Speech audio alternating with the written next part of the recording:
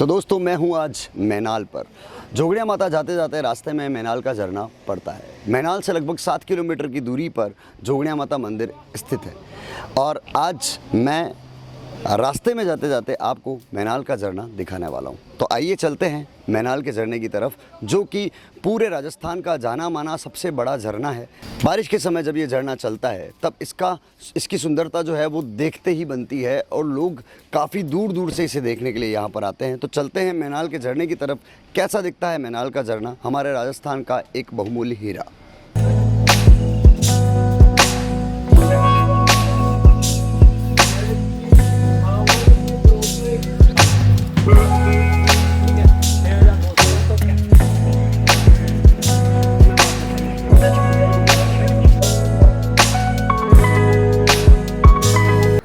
महानाल मंदिर एवं मठ मैनाल, शिव को समर्पित महानाल का यह मंदिर चाहमानों के शासनकाल में शैव संप्रदाय का एक बहुत बड़ा केंद्र था, जहां 11वीं शती ईस्वी में इस भव्य मंदिर का निर्माण भूमिज शैली में किया गया था। बिजोलिया शिलालेख 1170 ईस्वी में इसे एक तीर्थ स्थान के रूप में उल्लेखित किया गया है। इस मंदिर की योजना में एक गर्भगृह, एक अंतराल, एक समर्वण छत वाला एक रंग मंडप तथा एक छोटे प्रवेश मंडप के साथ उसके सामने स्थित एक नंदी मंडप सम्मिलित है। मंदिर की बाह्य दीवारों पर उत्कीर्ण प्रतिमाएं बनावट की उत्कृष्ट शैली का प्रतिनिधित्व करती है। मुख्य मंदिर के उत्तर पश्चिम में स्थित दो अन्य लघु मंदिर लगभग 8वीं शती में बनाए गए थे, क्रमशः गणेश एवं गौरी को समर्पित है। इस भव्य संरचना का निर्माण एक शैव मठ के उद्देश्य से किया गया था, जिसे कट पल्लवों से युक्त अलंकृत स्तंभों द्वारा सुसज्जित किया गया है। यह अभिलेख से एक विदित होता है कि इस मठ का निर्माण चौमान शासक पृथ्वीराज द्वितीय के शासनकाल सन 1164 से 69 ईस्वी में संत भव ब्रह्मा के द्वारा सन 1169 ईस्वी में किया गया था। झरने के उस पार बना एक अन्य शिव मंदिर चौहान शासक पृथ्वीराज द्वितीय की पत्नी सुइया देवी के द्वारा बनवाया गया था। ये देखिए जो नज़ारा है, जिस तरह से ये पूरा चूना पत्थर यहाँ लगा है और इतनी बड़ी अच्छी सी कलाकृति यहाँ पर मौजूद है, इसके क्या कहने। ज़रा एक बार कैमरे को घुमा के हमारे दर्शकों को ये बताइए कि किस तरह से ये पूरे इसका निर्माण हुआ है। ये देखिए एक भव्य कलाकृति जो यहाँ पर दिखाई दे रही है आपको। अंदर की तरफ भी हम आपको लेकर जाएंगे, तो लेके चलते हैं आपको अंदर की तरफ और यहाँ से हम लोग प्रवेश करेंगे मैनाल झरने की तरफ। आ जाइए, यहाँ पर दो मंदिर बने हुए हैं, आते जाइए हमारे साथ। यहाँ भगवान शिव का जो मंदिर है जिसके बारे में बताया गया था वो इस तरफ है। ये देखिए इतनी प्यारी नक्काशी, इतना प्यारा सुंदर जो यहाँ पर पूरा बताया गया है। ये देखिए चारों तरफ जो निर्माण चल रहा है, निर्माण हुआ है। यहाँ पर कुछ प्रतिमाएं टूट भी गई है, लेकिन ये पुरातत्व विभाग की एक बहुत बड़ी चीज़ है, बहुत बहुमूल्य हीरा है ये पुरातत्व विभाग के लिए। और इसी के साथ ये शिव मंदिर है। यहाँ पर मैं आपको ले जाना चाहता हूँ शिव मंदिर में, सबसे पहले मैनाल में।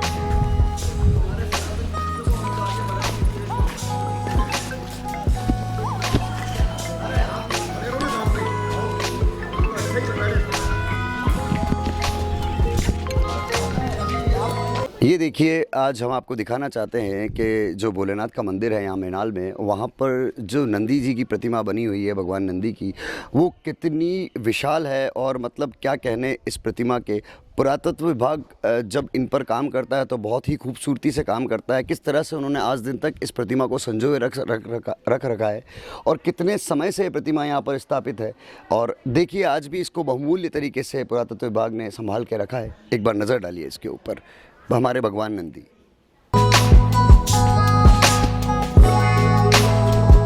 और अब मैं आपको लेकर जाने वाला हूं भगवान भोलेनाथ के मंदिर में।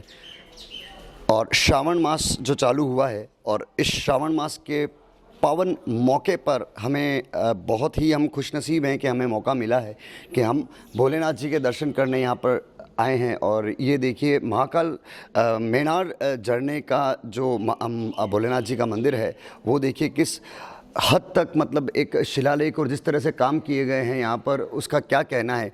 पुरातत्व विभाग ने कितना प्यार से इसको संजो के रख रखा है। और इसी के साथ देखिए ये भोलेनाथ जी का हमारे मंदिर, और मैं आपको भोलेनाथ जी के मंदिर के अंदर लेके जाने वाला हूँ। हमारे सामने पुजारी जी हैं और भोलेनाथ के ये देखिए गर्भगृह हमारे भोलेनाथ जी का, कितना सुंदर सुसज्जित गर्भगृह है यहाँ पर। और इनकी जो अनुपम कृति है वो देखते ही बनती है भगवान शिव की। और श्रावण महीने में भगवान शिव का जो श्रृंगार है उसका भी क्या कहना। हमारे बीच में हमारे साथ पंडित जी हैं और मैं पंडित जी से निवेदन करना चाहूँगा। पंडित जी नमस्कार है, कैसे हैं आप? खुशी रखो। आपका आशीर्वाद हम सदैव हमारे सर पर बना रहे। ये कितने समय पुराना मंदिर है ये हम जानना चाहेंगे। ये पांडु बनाइया था, 5000 साल पुराना हो गयो। अच्छा, 5000 साल पुराना मंदिर है ये। और एक बात और पूछना चाहता हूँ मैं कि 5000 साल पुराना मंदिर है, ये इतनी अनुपम कृति मतलब किसने बनाई थी, कुछ आप बता पाएंगे मुझे इसके बारे में? वो बनाइया था भीम, अर्जुन भीम। अच्छा, अर्जुन और भीम ने ये मंदिर बनाया था। तो उन्होंने यहाँ कुछ तपस्या वगैरह करी थी कुछ? किस तरह की तपस्या उन्होंने यहाँ करी थी? अने तुड़ावा तो ये बाणु पृथ्वीराज चौहान की टेम में मुगल तोड़ नहीं जाएगा। अच्छा, मुगल ने तोड़ दिया था पृथ्वीराज चौहान के समय में, तो उस वक्त फिर वापस इसका पुनर्निर्माण करा गया ढंग से। ओके, धन्यवाद आपका। हमारे सामने हैं पंडित जी, इन्होंने हमको बताया कि अर्जुन और भीम ने यहाँ पर तपस्या करी थी और उसके बाद में पृथ्वीराज चौहान जी द्वितीय के समय में यहाँ मुगलों ने जब इस मंदिर को तोड़ दिया था तो इसका वापस से रखरखाव किया गया और फिर से इसको बनाया गया। तो देखिए हमारी धरोहर, हमारी संस्कृति कितनी आगे है। 5000 साल पहले इस तरह की अनुपम कृति का निर्माण करना, और आज तो हमारे पास बहुत सारी चीज़ें हैं, लेकिन उस वक्त में हमारे पास क्या था और कैसे इस मंदिर के इस आर्किटेक्चर का निर्माण किया गया होगा, ये तो देखते ही बनता है। और बढ़ते हैं मैनाल झरने की तरफ, लेके चलेंगे आपको मैनाल झरने की तरफ। तो देखिए भीम और अर्जुन के समय से ये मंदिर बना हुआ था और ये पूरा मंदिर एक बहुत ही शानदार धरोहर थी। लेकिन मुगलों के समय में इस मंदिर को किस तरह से जीर्ण शीर्ण किया गया है उसके अवशेष यहाँ अभी मौजूद हैं, जो मैं आप लोगों को दिखाना चाहता हूँ। देखिए किस तरह से ये मंदिर को तोड़ा गया था यहाँ पर और किस तरह से बर्बाद किया गया था। अगर आप ऊपर की तरफ नज़र डालेंगे तो ऊपर की तरफ पूरा मंदिर टूटा हुआ है। यहाँ पर ये टूटा हुआ है मंदिर, वो देखिए वो मंदिर पूरा टूटा हुआ है। तो ये मुगलों के समय में जब उन्होंने आक्रमण किया था तब इस मंदिर को पूरा जीर्ण शीर्ण कर दिया था।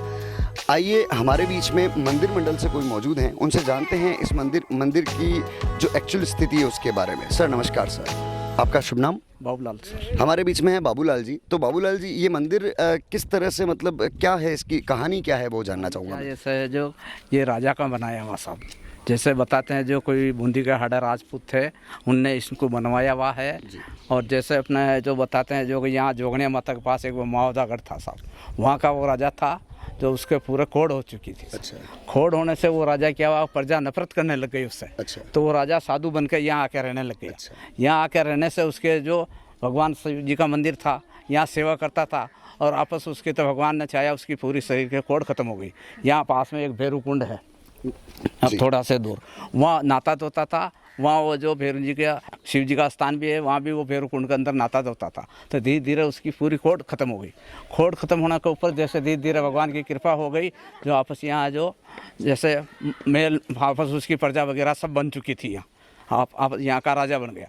तो फिर उसके क्या हुआ सर, एक तल भर खोड़ नाक के ऊपर रह गई।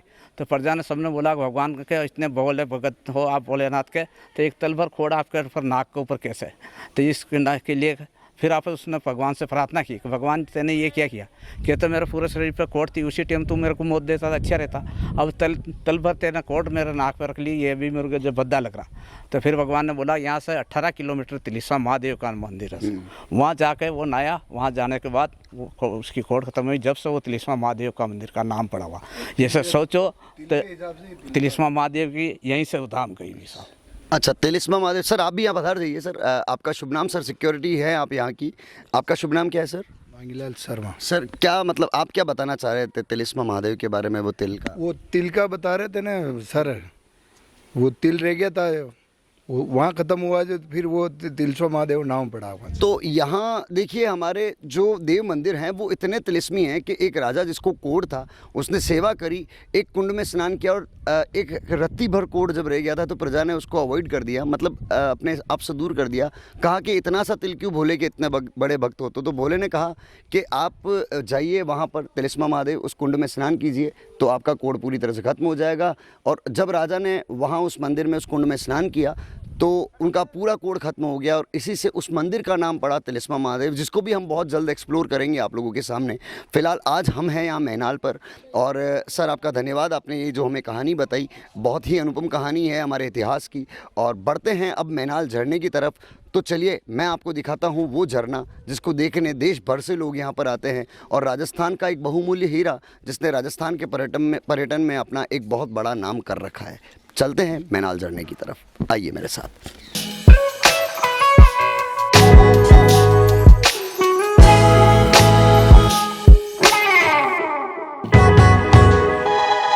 तो चलिए बढ़ते हैं मैनाल झरने की तरफ।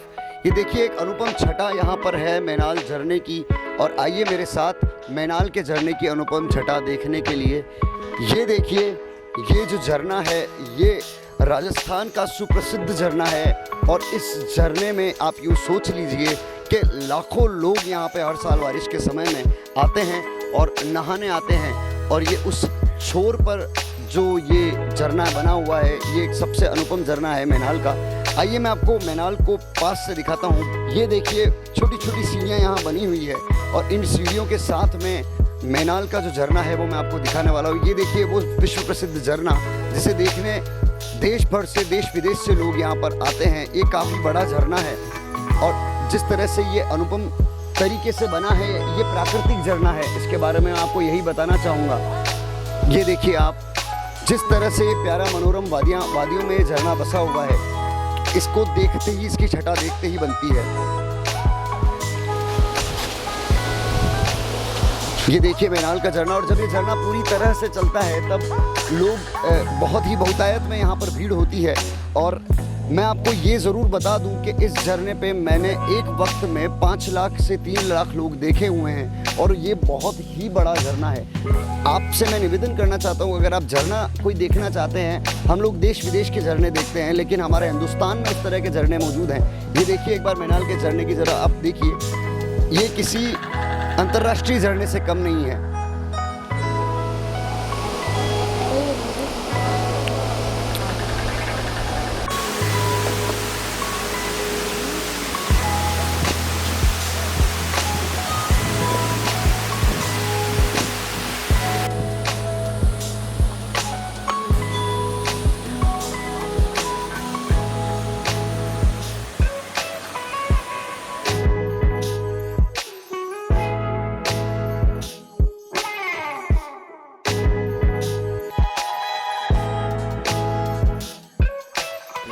तो देखिए यहाँ पर कितनी मनोरम वादियाँ हैं, किस तरह से। और यहाँ पर अगर आप कुछ समय बिताएंगे तो सत्य है कि आपका दिल बहुत शांत हो जाएगा, बहुत आपको सुकून मिलेगा। इसलिए मैं कहना चाहता हूँ एक बार इन वादियों की तरफ आप नज़र डालिए एक बार।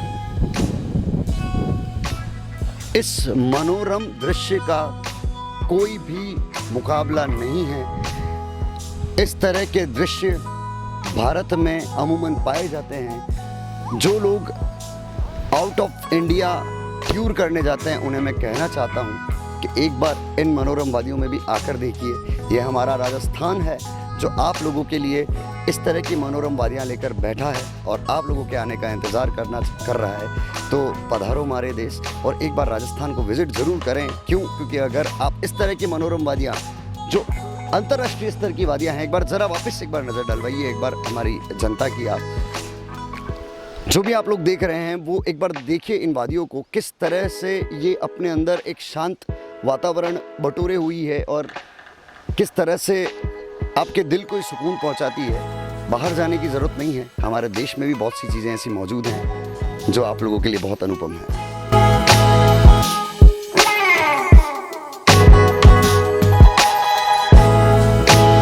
तो देखिए ये है मैनाल का वो झरना। एक बार ज़रा इस प्राकृतिक छटा पर आप नज़र डालिए, आप किस तरह से ये जमा हुआ है, किस तरह से ये बना हुआ है।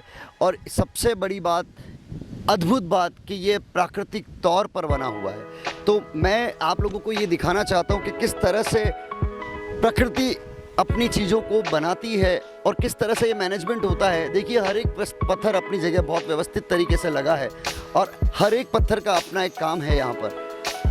तो प्रकृति से बड़ी और कोई चीज़ इस दुनिया में नहीं है जो इस तरह से चीज़ों को जमा पाए। और जो चीज़ यहाँ बनी हुई है ये एक अद्भुत नज़ारा है, ये एक अद्भुत दृश्य है। इस अद्भुत दृश्य का क्या कहना, ज़रा एक बार नज़र डालिए इस प्राकृतिक छटा पर। ये है मैनाल,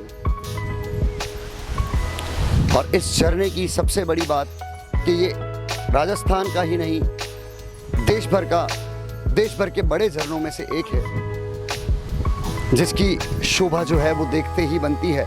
और इस जगह एक अनुपम एहसास है, एक अद्भुत एहसास है, जो मैं आपको क्या बताऊं कि मैं इसका बयान नहीं कर सकता।